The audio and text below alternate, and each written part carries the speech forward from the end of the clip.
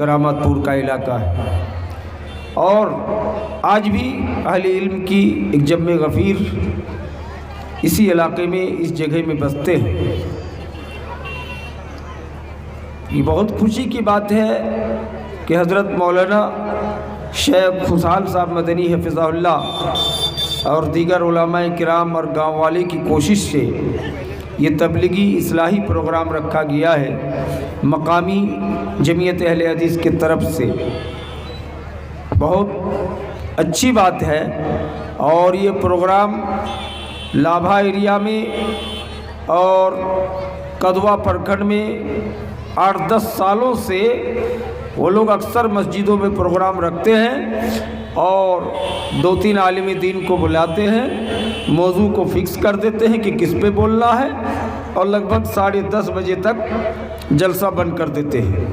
میں نے یہ بھی دیکھا ہے کہ پریکٹیکلی طور پہ وضو کرنے کا طریقہ، نماز کا طریقہ اسٹیج میں بتائے جاتے ہیں، اور دعا وغیرہ بھی کون صحیح دعا ہے، کون کمزور دعا ہے، کون ضعیف حدیث سے ثابت ہے، اس کی تفریق بھی بتائی جاتی ہے۔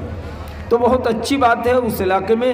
تو 10 سال پہلے سے جمعیت کی طرف سے یہ سب کام ہو رہا ہے، کبھی ضلعی جمعیت اہل حدیث، کبھی مقامی جمعیت اہل حدیث، کبھی وہاں کے انچل اہل حدیث کے جو امیر ہیں، ناظم ہیں، وہ لوگ کرتے ہیں، اور ہمارے براری پرکھنڈ میں بھی مختلف جگہوں میں اس سے پہلے اصلاحی پروگرام انعقاد کیا گیا ہے، لیکن کرامت پور کی دھرتی میں شاید پہلی بار مقامی جمعیت کے ماتحت یہ پروگرام کا انعقاد کیا گیا۔ دوستو بزرگوں، مولانا ابوالکلام سلفی چترویدی یہ دیوگھر جھارکھنڈ کے رہنے والے ہیں اور انصاری ہیں ماشاءاللہ، کیونکہ انصاری بھی مشہور عالم دین جمعیت اہل حدیث کے ناظم مدھوبنی ضلع کے حضرت مولانا فضل اللہ انصاری حفظہ اللہ بتاتے ہیں کہ انصاری کا 6 قسم ہے کہ نہیں؟ میں نے کوالٹی انصاریوں کا بھی 6 قسم کا ہے۔ تو 1 نمبر کے انصاری بنارس مو، اور جیسے مولانا عبدالغفار سلفی انصاری، مولانا جرجیس انصاری، یہ سب کو مانتے ہیں۔ 2 نمبر، 3 نمبر، 4، 5ویں نمبر پہ انگوار انصاری ہے، اور 6 نمبر پہ یہ انصاری جو ہم لوگوں کے علاقے میں بھی بستے، کنا کرم، کنا جام، کنا کھیلائز، یہ انصاری سمجھ رہے ہیں۔ تو 6 قسم کے انصاری میں حضرت مولانا ابوالکلام سلفی چترویدی حفظہ اللہ ہے، دیوگھر کے رہنے والے ہیں، اور ماشاءاللہ مولانا جرجیس صاحب حفظہ اللہ کے جیل جانے کے بعد مولانا عبدالغفار سلفی حفظہ اللہ اور مولانا ابوالکلام سلفی حفظہ اللہ، یہ دونوں پوری بہار میں، بنگال میں، جھارکھنڈ میں بیاپک پیمانے میں تقریر کر رہے ہیں، اور ٹائم خالی نہیں ہے، روزانہ کہیں نہ کہیں جلسہ ہے، اور فیس وغیرہ بھی کچھ بڑھا دیا گیا ہے، 25 سے 30 کر دیا گیا ہے۔ تو بہرحال اس طرح کی بات ہے۔ یہ نام اس لیے لے رہا ہوں کہ جماعت اہل حدیث کے ایک بڑے عالم، شیر پاکستان علامہ احسان الہی ظہیر رحمۃ اللہ علیہ کہا کرتے تھے، ان کا بیان آپ یوٹیوب میں سن رہے ہوں گے، ایک جلسے میں وہ سبوں سے مصافحہ بیعت کرا رہے تھے، بیعت ہاتھ رکھے، کس چیز پر بیعت کرا رہے تھے؟ کہ پورے پاکستان میں آج کے بعد یہ میں چیلنج کرتا ہوں کہ آج تقریر کے لیے عہد کریں کہ جب تک ہم زندہ رہیں گے فری میں جمعہ کا خطبہ دیں گے، فری میں جلسہ کریں گے، 1 روپیہ بھی نذرانہ نہیں لیں گے۔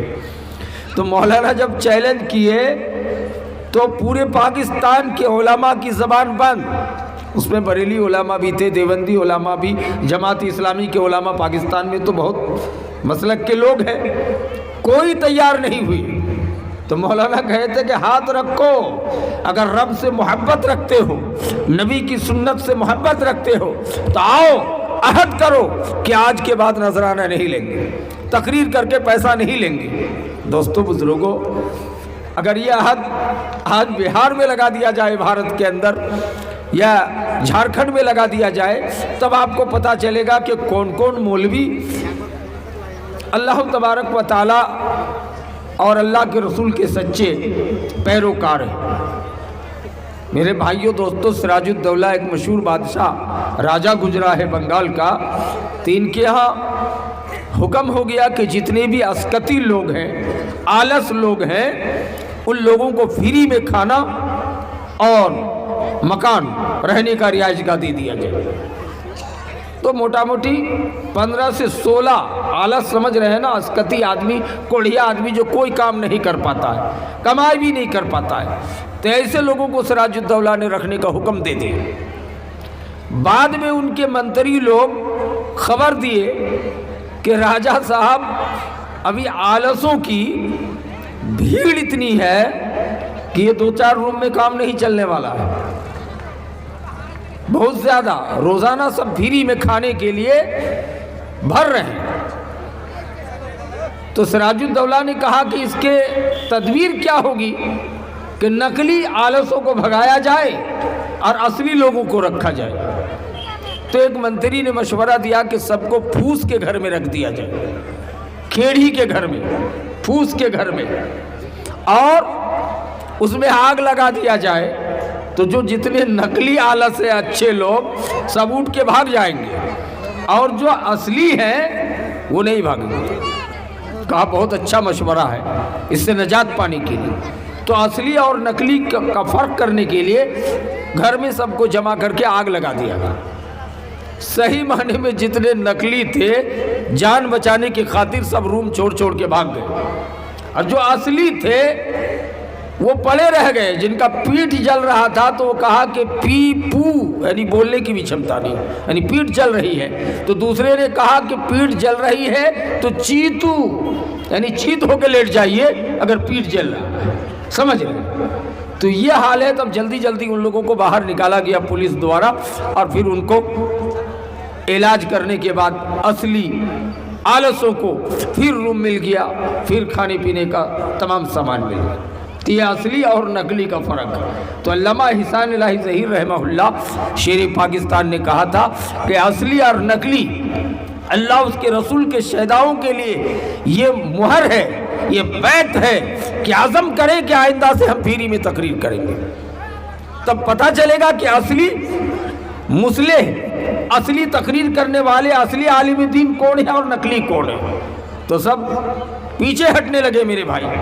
آپ کو پتہ ہونا چاہیے کہ آج کے دور کی سب سے لاسٹ آخری دور پہ جو سب سے بڑے محدث آئے، جن کے نام لیے بغیر حدیث کی کوئی سند کوئی عالم بیان نہیں کر پاتے، ان کا نام نامی علامہ ناصر الدین البانی رحمۃ اللہ علیہ۔ سمجھ رہے؟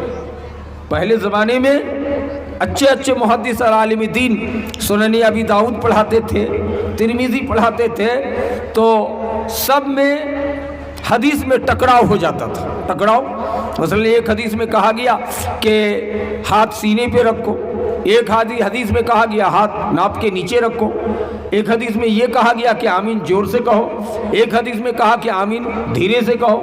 اس طرح کے ٹکراؤ، تو لوگ جواب نہیں ڈھونڈ پاتے تھے۔ لیکن علامہ ناصر البانی رحمہ اللہ نے جب حدیث کی چھان بین کر کے تمام اقوال محدثین کی کتابوں سے یہ ثابت کر دیا کہ کون حدیث ضعیف ہے اور کون حدیث صحیح ہے، اس کا فرق کر دیا، تو پوری دنیا کے علماء کے لیے آسان کر دیا ہے کہ نہیں؟ چونکہ نبی کا فرمان ایک ہی ہو سکتا ہے، نبی ٹکراؤ والے فرمان نہیں دے سکتے، لیکن نبی کے حوالے سے لوگوں نے الٹا سیدھا اور غلط باتوں کو بیان کر دیا، لکھ دیا، جس سے امت گمراہ ہو گئے۔ لیکن اس کو الگ کرنے کے لیے شیخ البانی رحمہ اللہ نے بہت ضعیف اور صحیح حدیث کو الگ کرنے سے پوری دنیا کے علماء کو اچھا خاصا فائدہ ہوا۔ علامہ ناصر البانی رحمہ اللہ ملک شام سے سعودیہ میں تقریر کے لیے آئے، سیمینار میں مقالہ پڑھنے کے لیے، ہے کہ نہیں؟ تو سعودیہ کے نوجوان کمیٹی ان کو نذرانہ دے رہے تھے ایک لفافے میں پیک کر کے، لگ بھگ 1 لاکھ روپیہ ریال، ہندوستان کے کئی لاکھ ہو جائے گی، ہے کہ نہیں؟ ان پیسے کو شیخ البانی رحمہ اللہ نکالے، اور نکالنے کے بعد کہا کہ دیکھو شیخ البانی مالدار گھرانے کی نہیں ہے، میڈیم گھرانے کا مولوی ہے، اور البانی نے تقریر کر کے یا مقالہ پڑھ کے یا کوئی کتاب لکھ کے کسی سے معاوضہ نہیں لیا ہے. اس لیے آپ جلسہ کمیٹی کے لوگ جس فنڈ کا پیسہ ہے اسی میں رکھ دو. یہ جماعت اہل حدیث کے بڑے محدث علامہ شیخ ناصر الدین البانی کا حال ہے کہ ملک شام سے سعودیہ آئے تقریر کرنے کے لیے، جلسہ کرنے کے لیے، وہاں ان کو نذرانہ دیا جا رہا ہے، وہ نہیں لیں گے. کہا خوب اگر آپ کو ضد ہے تو آنے جانے کا جو اچت بھاڑا ہے یہ دے سکتے ہو، نکال کے وہی دے دو. میرے بھائیوں دوستو، یہ جماعت کے بڑے بڑے علماء کا حال تھا. میں نے آپ کے سامنے قرآن مقدس کی جو آیت تلاوت کی ہے، چونکہ یہ اصلاح معاشرہ کانفرنس ہے اور اصلاح معاشرہ ضروری ہے. آپ جانتے ہیں کہ عرب کے اندر کتنی برائیاں تھیں، ان برائیوں کو ختم کرنے کے لیے اللہ تبارک و تعالیٰ نے نبی کائنات صلی اللہ علیہ وسلم کو رسول بنا کر بھیجا. سمجھ رہے ہیں؟ یہ کون عرب؟ جس عرب میں شراب پینے والوں کا بازار الگ گرم، جس عرب میں زناکاری کا بازار گرم، جس عرب میں دارو پیتے پیتے، جوا کھیلتے کھیلتے اپنے بیوی بچیوں کو بھی جوا میں نصب کر دیتے، اس میں بیٹھا دیتے، جو جیت جاتا ان کی بیٹی کو، ان کی بیوی کو فری میں لے جاتا. اتنی برائی، ساری برائیوں کو رہنے کے باوجود اللہ قرآن نازل کیا. پہلی آیت دے کے بھیجا جبریل امین کو، کیا اقرا، پڑھو. حالانکہ اللہ کو یہ کہنا چاہیے تھا کہ شراب چھوڑو، اللہ کو یہ کہنا چاہیے تھا کہ دارو چھوڑو، اللہ کو یہ کہنا چاہیے تھا کہ زناکاری چھوڑو، اللہ کو یہ کہنا چاہیے تھا کہ ڈاکہ زنی چھوڑو، اللہ کو یہ کہنا چاہیے تھا چوری چھوڑو. لیکن اللہ نے ایسا نہیں کہا. اللہ نے پہلے پڑھنے کے لیے کہا کہ پڑھو. کیوں؟ اس لیے کہ جب انسان کے اندر تعلیم آ جائے گی، پڑھائی آ جائے گی، شکشا آ جائے گا تو خود بخود دنیا کی ساری برائیاں ختم ہو جائیں گی. جب پڑھے گا، سمجھے گا، قرآن پڑھے گا، حدیث پڑھے گا، سائنس پڑھے گا تو یقین بات ہے کہ خود بخود سمجھ جائے گا. زنا چھوڑے گا، چوری چھوڑے گا، ڈاکہ زنی چھوڑے گا، جوا چھوڑے گا، سب برائیوں کو چھوڑ کر ان کا راستہ صحیح پر آ جائے گا. وہ کتاب و سنت کا حامل، کتاب و سنت کا پابند ہو جائے گا. اس لیے اسلام نے سب سے پہلے اصلاح معاشرہ کے لیے پوری امت کو پڑھنے کے لیے کہا ہے. اللہ نے قرآن میں کہا، نبی کہہ دیجئے قل هل يستوي الذين يعلمون والذين لا يعلمون، کہہ دیجئے کیا وہ لوگ جو لوگ پڑھے لکھے ہیں اور جو لوگ ان پڑھ ہیں دونوں برابر ہو سکتے ہیں؟ یہ استفہام انکاری ہے. یعنی اللہ یہ کہنا چاہتے ہیں کہ کبھی بھی ان پڑھ اور پڑھے لکھے لوگ برابر نہیں ہو سکتے. ذرا غور کیجئے، اللہ تبارک و تعالی کہ پیارے نبی حضرت محمد مصطفیٰ صلی اللہ علیہ وسلم کا ارشاد گرامی ہے، طلب العلم فریضہ علی کل مسلم، علم کا طلب کرنا فرض ہے ہر مسلمان، مرد پر، عورت پر.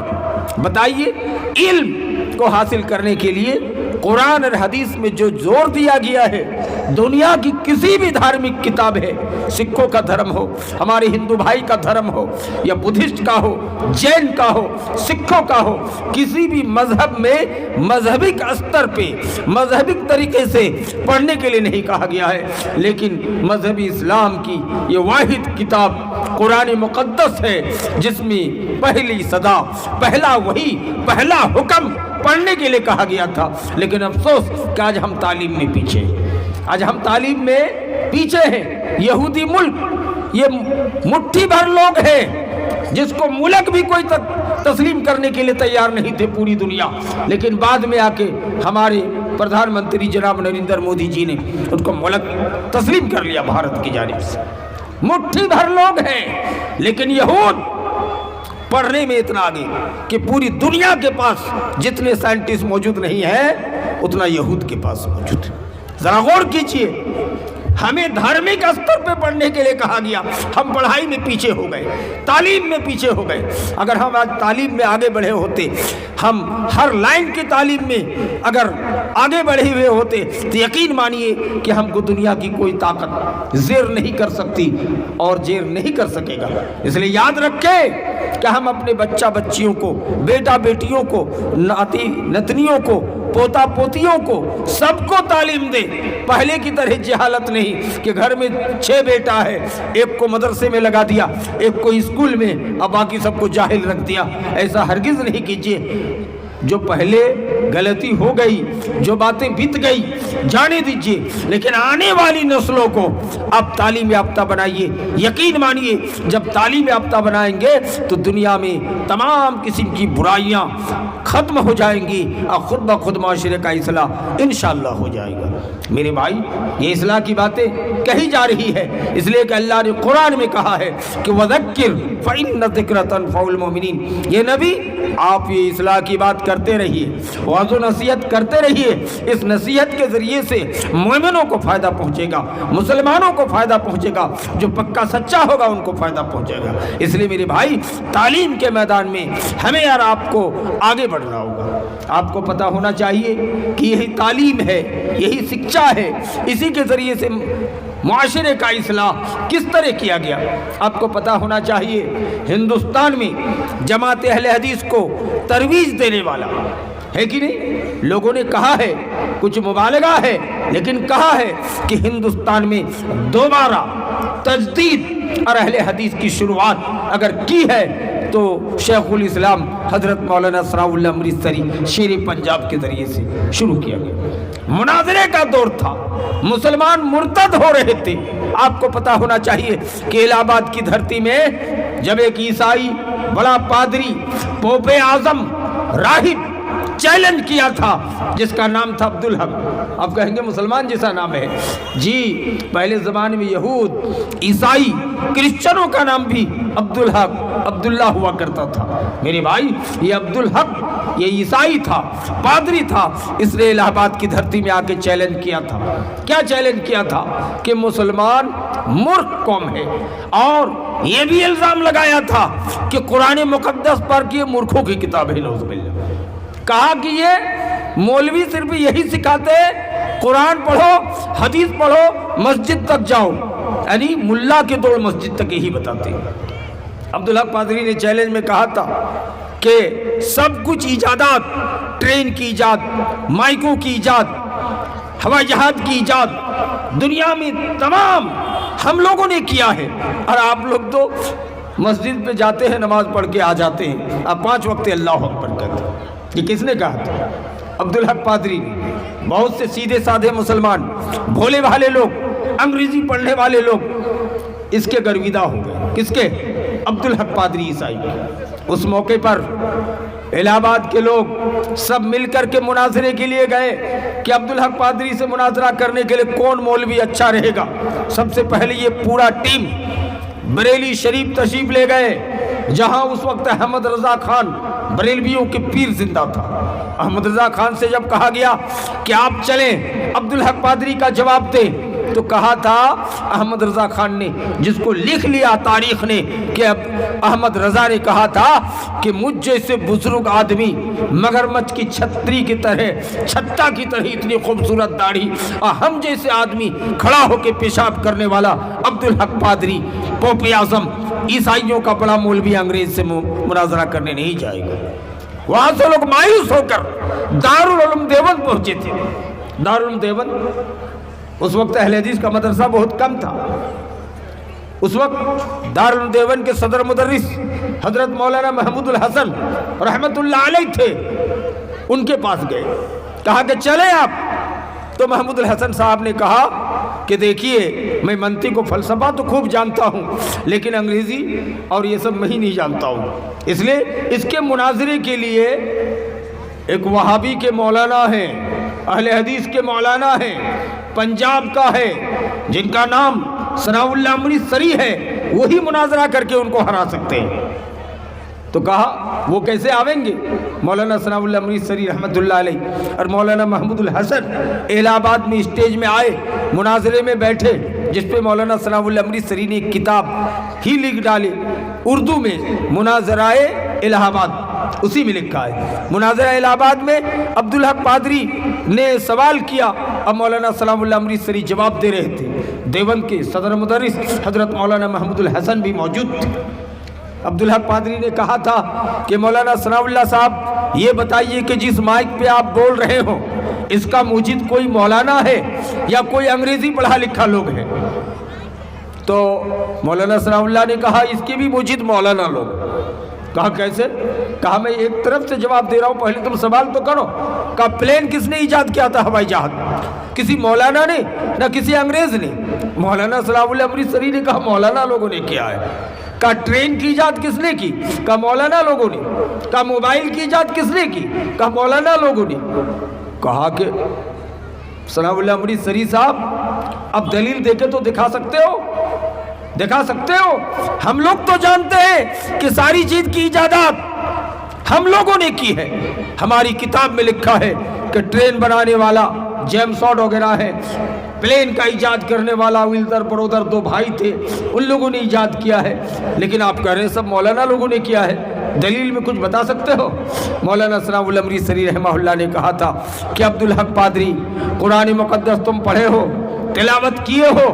کہا تلاوت کیا ہوں۔ کہا تم پھر دوبارہ جا کے پڑھ کے دکھاؤ۔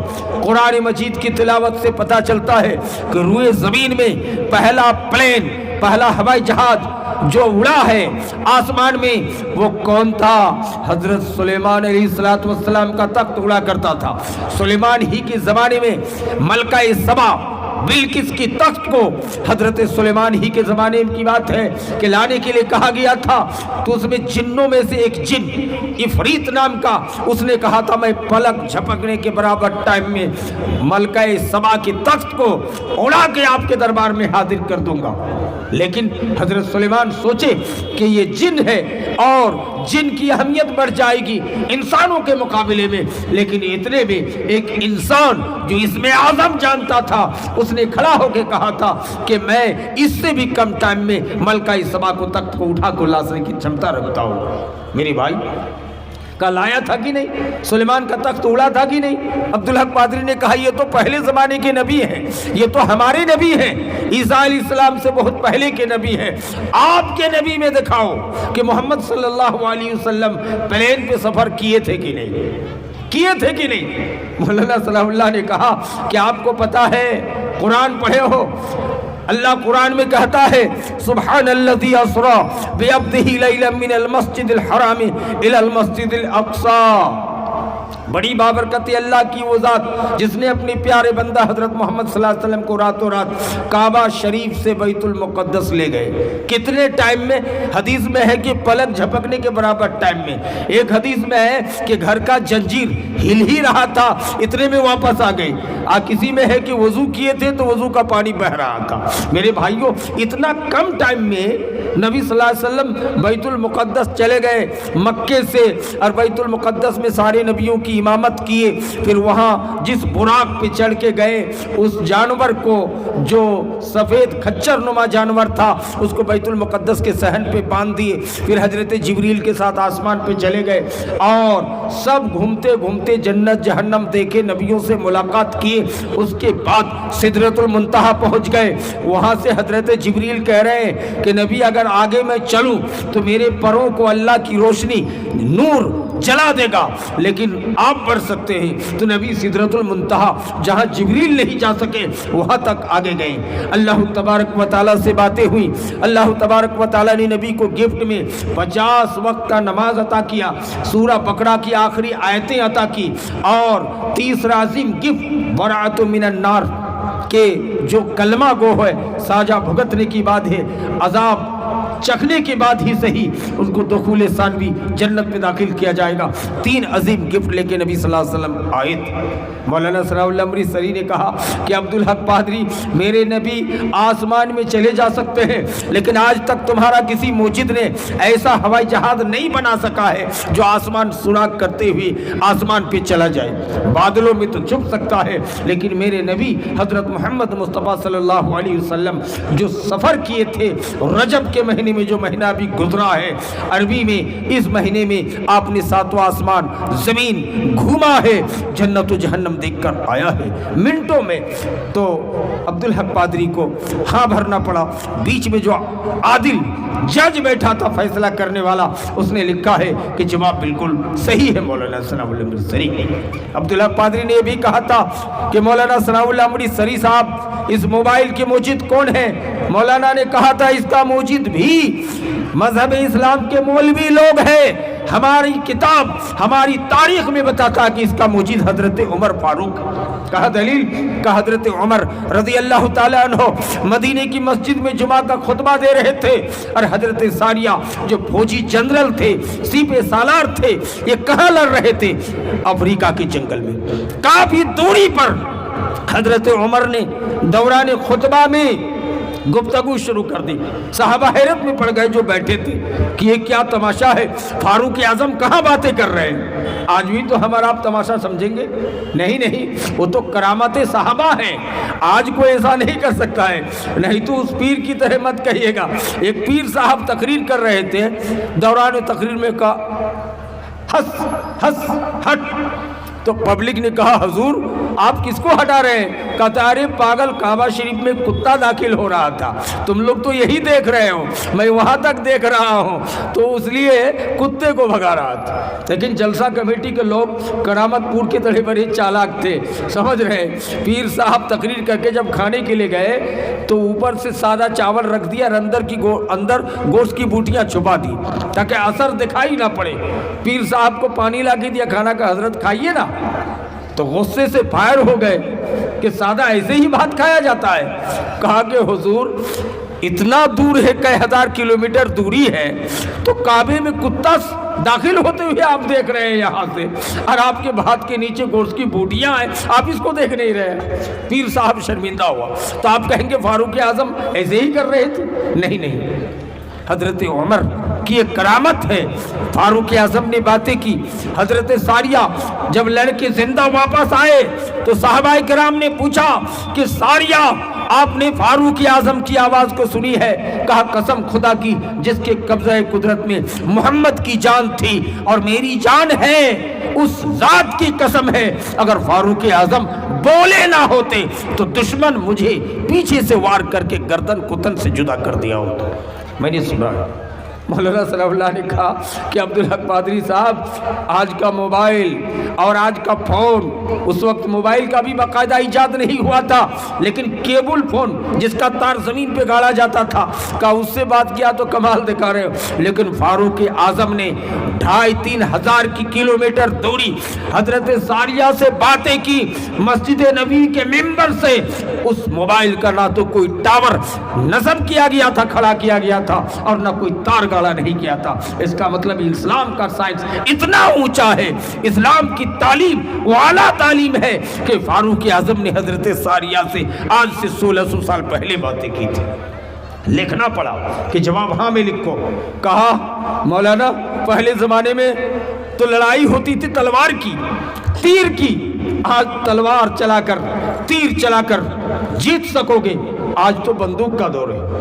اس زمانے کی بات، حالانکہ ابھی بندوق والے بھی پھیلے ہیں، یہاں تو ایسے ایسے بموں کی ایجاد کر لیے گئے ہیں، ٹائم بم کہ بسکٹ کے برابر ہے، آپ کے یہاں رکھ کے آ گیا اور یہاں سے بٹن دبا دیا تو دلی جل کے راک۔ یہاں تک ترقی کر گئے لوگ علم کے بلبوتے پر، سمجھ رہے ہیں، علم کی وجہ سے۔ لیکن اس زمانے میں صرف بندوق ہی تک کی بات تھی، بم تک کی بات تھی۔ کہا مولانا ثناء اللہ صاحب، اسلام کی جتنی بھی لڑائیاں ہوئی سب میں تلوار کا استعمال کیا گیا، تیر کا استعمال کیا گیا، لیکن آج کے ماڈرن دور میں بندوق کی لڑائی ہے، بم کی لڑائی ہے، آپ کہاں سے جیت سکتے ہو؟ اسلام نے اس کے بارے میں کیا بتایا ہے؟ مولانا ثناء اللہ امرتسری نے کہا تھا کہ یہ سب ایجاد قرآن میں موجود ہے، حدیث رسول میں موجود ہے۔ کہا دلیل؟ کہا سورہ فیل پڑھے ہو نا؟ کہا تو اللہ نے وہاں کیا بتایا؟ وَأَرْسَلَ عَلَيْهِمْ طَيْرًا أَبَابِيلَ تَرْمِيهِمْ بِحِجَارَةٍ مِّن سِجِّيلٍ فَجَعَلَهُمْ كَعَصْفٍ مَّأْكُولٍ۔ کیا مطلب ہے؟ ابرہہ بادشاہ کعبہ توڑنے کے لیے آیا اور دوسرا کعبہ بنانا چاہتا تھا، لیکن جی بھی فورس لے کے، ہاتھی لے کر، فوج لے کر کے کعبہ کو توڑنے کے لیے آنا چاہا، اللہ نے پرندوں کا جھنڈ بھیج دیا۔ ہر پرندے کو کہا کہ ایک چھوٹی چھوٹی کنکری، ایک کنکری چونچ میں لے لو، ایک پیر میں لے لو۔ وہ کنکری جب گراتا ہاتھی ختم، جس انسان کو لگتا تھا ختم ہو جاتا۔ اب رہا کعبہ کیا توڑے گا، پوری فورس کو لے کے جان بچا کے بھاگنے پر مجبور ہو گیا۔ وہ مسور کتنی بڑی تھی، حدیث میں موجود ہے کہ وہ کنکری کل عدس کہتے مسور کی دال کو، اتنی چھوٹی چھوٹی کنکریاں تھی۔ مولانا صلی اللہ امرتسری رحمہ اللہ نے کہا تھا کہ عبدالحق پادری، آج تک تمہارا پوری دنیا کے سائنٹسٹ اتنی چھوٹی بندوق کی گولی نہیں بنا سکے جو مسور کے دال کے برابر گولی میں تمام کیمیکل کو جمع کیا جا سکے، نہیں کر سکا ہے۔ لیکن مذہب اسلام نے کعبے کی حفاظت کے لیے، کعبہ شریف کو دشمنوں سے بچانے کے لیے جس بندوق کا گولی کا استعمال کیا تھا، پریوگ کیا تھا، وہ مسور کے دال سے بھی چھوٹی چھوٹی کنکریاں تھی۔ میرے بھائی، عبدالحق پادری نے کہا مولانا اور بموں کا ایجاد کس نے کیا ہے؟ کہا اس کا بھی ایجاد اسلام نے کیا ہے، اپنے ملک کی حفاظت کے لیے، اپنی جان و مال کی حفاظت کے لیے۔ کہا دلیل دے سکتے ہو؟ کہا جی اسلام میں موجود ہے، اسلامی تاریخ پڑھ کے دیکھو۔ نبی صلی اللہ علیہ وسلم کے گھر کو کفار مکہ نے میٹنگ کی آپس میں، نبی کے چچا ابو جہل جو مرکبی جہل تھا اس کی صدارت میں دار الندوے میں، اور کہا کہ سب لوگ مل کر، ہر قبیلے کے لوگ بھیڑ لگا کے جاؤ اور محمد صلی اللہ علیہ وسلم کے گھر کو چاروں طرف سے گھیر لو، نبی فجر کی نماز پڑھنے اندھیرے میں نکلیں گے، سب حملہ کر دینا، نبی کو قتل کر دینا، شہید کر دینا، سارا قصہ تمام ہو جائے۔ یہی مشورہ کیا، سب کے مشورے سے نبی کو قتل کرنے کے لیے، ذبح کرنے کے لیے چاروں طرف کفار و مشرکین گھروں کو گھیر لیا۔ یہاں نبی کو پتہ نہیں ہے، یہاں تردید ہے ان بھائیوں کے لیے جو کہتے ہیں نبی عالم الغیب ہیں، نبی کو پتہ نہیں ہے۔ جبریل آئے، کہا کہ آپ کے گھر کے چاروں طرف کفار و مشرکین گھیر رکھا ہے۔ کہا اللہ کا کیا حکم ہے، میں کیا کروں؟ کہا کہ اللہ نے حکم دیا ہے کہ آپ ابو بکر صدیق رضی اللہ تعالیٰ عنہ کے ساتھ جا کے غار میں چھپیں اور وہاں صبح دم یا جب ٹائم ملے تو یہاں سے مدینہ روانہ ہو جائے۔ کہا کیسے جاؤں؟ اللہ چاہتے تو میرے نبی کو حضرت عیسیٰ کی طرح آسمان میں اڑا سکتے تھے، اللہ چاہتے تو نبی کو دوسری صورت میں نکال سکتے تھے، لیکن اللہ نے درس دیا نبی کو کہ ایک کام کیجئے، کچھ مٹی لیجئے اور مٹی کا کیچڑ بنائیے، کیچڑ بنا کے اس کو گول بنائیے، یعنی جیسے بچے کیچڑ کادو لے کے کھیلتے ہیں، کہا ایسے گول بناؤ، گول بنا کے اس میں کچھ خاص دعائیں، یاسین والقرآن الحکیم انک لمن المرسلین اور دیگر دعاؤں کو پڑھ کے کہا دم کر دو، اس کو چھڑک دو، کفار و مشرکین میں کوئی دیکھ نہیں پائے گا، بھیڑ کو چیرتے ہوئے نکل جاؤ۔ نبی نے ایسا ہی کیا، نبی بھیڑ کو چیرتے ہوئے نکل رہے ہیں، کوئی دیکھ نہیں پا رہے ہیں، سب کو غاسو گیس بم کی دھواں نے گمراہ برباد کر دیا تھا۔ نبی نکل گئے، حضرت ابو بکر کے ساتھ غار میں چھپے، پھر وہاں سے مدینے کے لیے روانہ ہو گئے۔ مولانا ثناء اللہ امرتسری نے کہا یہ عبدالحق پادری، میرے نبی نے مٹی لیا، مٹی کو گول بنا کے پھر اس کا استعمال کیا اپنی جان بچانے کے لیے، یہ اس بات کا دال ہے کہ میرے نبی نے اپنی جان و مال کی حفاظت کے لیے، اپنی جان کی حفاظت کے لیے ایٹم بم کا استعمال کیا تھا کہ نہیں۔ اب دیکھیے تاریخ۔ عبدالحق پادری نے مزید کہا کہ مولانا ثناء اللہ امرتسری صاحب یہ بتائیے کہ منکر نکیر جو قبر میں آتے ہیں سوال کرنے والے دو ہیں کہ زیادہ ہیں؟ کہا دو ہیں۔ کہا مولانا یہ تو تعجب کی بات ہے، اگر 10:10 ایک ہی ٹائم ہو، ہر جگہ میں دن ہو اور رات، اس سے مطلب نہیں، لیکن 10:10 میں اگر امریکہ میں 10,000 آدمی کو قبر میں دفن کیا جا رہا ہے اور 10,000 آدمی کو کولکاتہ میں اسی ٹائم میں، تو دو ہی منکر نکیر اتنے قبروں میں کیسے جا سکتا ہے؟ میرے بھائی، مولانا ثناء اللہ نے کہا کہ یہ تو عقل کا گھوڑا دوڑانے والا ہے، ان کو کیا پتا ہے کہ جبریل کے لیے امریکہ لندن نہیں ہے، ملک الموت کے لیے امریکہ لندن نہیں ہے۔ فرشتے اتنے بڑے ہوتے ہیں کہ جبریل کو نبی نے دیکھا ہے اصلی شکل میں تو کہتے 650 خالی پر تھے، جبریل نے جو پیر پھیلا دیا، پروں کو پھیلا دیا تو پر ایک پورب اور ایک پچھم पूरी दुनिया को ढांप लिया था। इतने बड़े हैं फरिश्तों, लेकिन फिर भी वो मानने के लिए तैयार नहीं है, अकल का घोड़ा दौड़ा रहे थे। मौलाना सनाउल्लाह अमृतसरी ने कहा कि अब्दुल हक पादरी, आप कहते दो ही मुनकर नकीर कैसे पहुंच सकते हैं?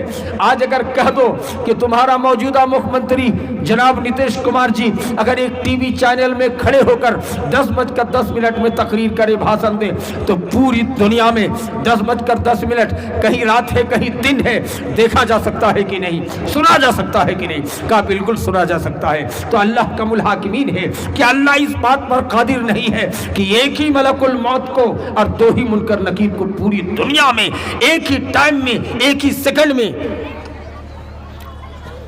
भेज सकता है। मेरे भाइयों दोस्तों, मैं आपको ये कहना चाह रहा था, टाइम ख़त्म हो चला है, मैं दूसरी तरफ चला गया। असल ये इस्लाह मुआशरा कॉन्फ्रेंस, आप कहेंगे ये क्या बोल रहे हैं, ये भी इस्लाह से अलग नहीं है। मैंने कहा अरब के अंदर इतनी सारी बुराइयां थी, बुराई को ख़त्म करने के लिए अल्लाह ने डायरेक्ट नहीं कहा कि शराब छोड़ो, अल्लाह ने डायरेक्ट पहले नहीं कहा कि जुआ छोड़ो, चोरी छोड़ो, ज़िना बंद करो। अल्लाह ने पहली सदा पहला वही पढ़ने के लिए कहा गया कि तालीम आ जाएगी, जब शिक्षा आ जाएगा, जब लोग पढ़े लिखे होंगे तो खुद ब खुद उनके अंदर ईमान आ जाएगा, सलाहियत आ जाएगी, बुरे भले की तमीज़ आ जाएगी। इसलिए आपका हमारी सबकी जिम्मेदारी है कि हम अपने बच्चे बच्चियों को, अपने बेटा बेटियों को, अपने पोता पोतियों को, अपने नाती नतनियों को तालीम दें, किसी को जाहिल न रखें। जब सबको पढ़ाएंगे, यकीनी बात है कोई ज़हीन होगा, कोई साइंटिस्ट बनेगा APJ अब्दुल कलाम की तरह, कोई बड़े मौलाना बनेंगे मौलाना अबुल कलाम आज़ाद रहमतुल्लाह अलैह की तरह, कोई बड़े से बड़े वैज्ञानिक बनेंगे, बड़े से बड़े पोस्ट वाला होगा।